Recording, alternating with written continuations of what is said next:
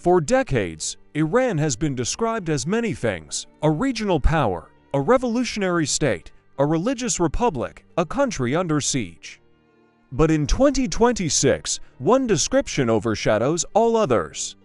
Iran is a country living inside a permanent political crisis. Today on Wikivedia Plus, we explore how Iran reached this critical moment, why its political and economic challenges are no longer temporary, and what possible paths lie ahead.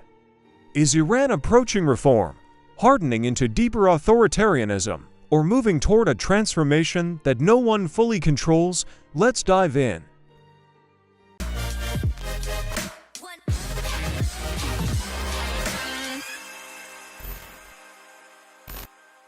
This crisis did not begin with a single protest, a single sanction, or a single political decision.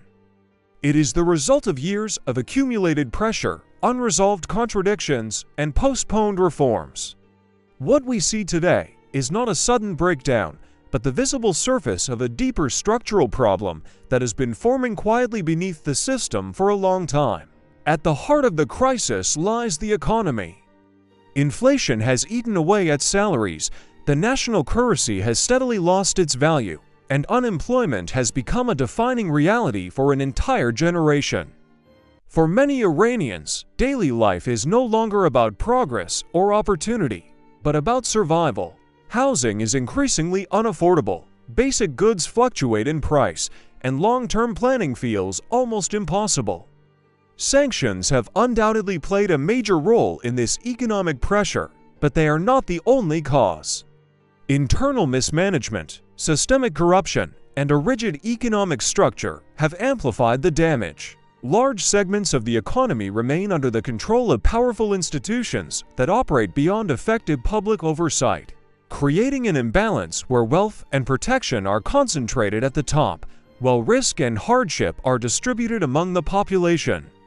Yet Iran's crisis is not merely economic, it is fundamentally political. Legitimacy has become the system's most fragile pillar. A state that once mobilized mass participation now struggles to inspire even basic trust.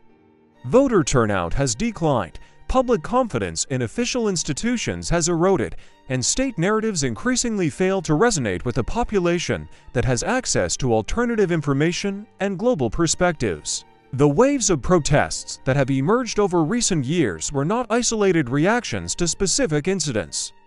They were symptoms of a deeper rupture between society and authority.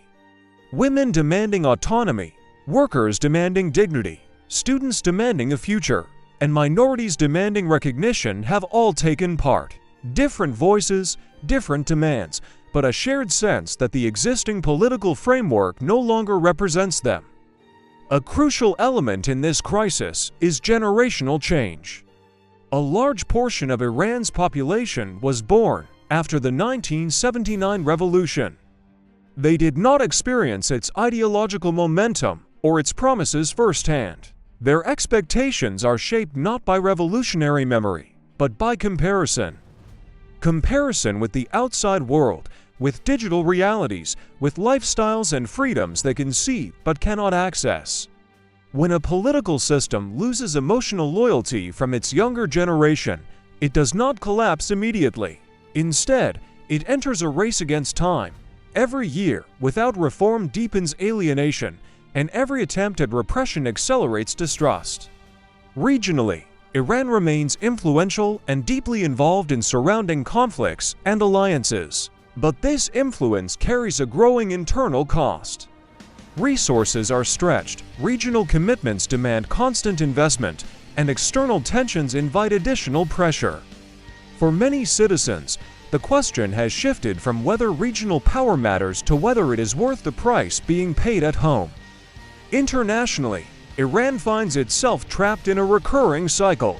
Negotiations raise expectations, partial agreements offer hope, and renewed sanctions bring disappointment. Each cycle leaves the economy weaker and public frustration stronger. The absence of a clear long-term strategy has created uncertainty not only abroad, but within the country itself. The leadership faces a dilemma with no easy exit. Reform risks loosening control. Repression risks provoking deeper resistance. Economic openness risks political exposure. Continued isolation risks long-term stagnation. Each option carries consequences that threaten the system from a different direction. History shows that political systems rarely fall because of a single dramatic moment. They erode gradually, institutions weaken, legitimacy fades, and public silence turns into quiet withdrawal. Then one day, what once seemed stable is no longer sustainable. Iran's crisis is not only about politics or economics. It is about identity, expectations, and the growing tension between a state built on revolutionary ideology and a society that has moved beyond it. The future remains uncertain, but one thing is clear: Iran is standing at a historical crossroads.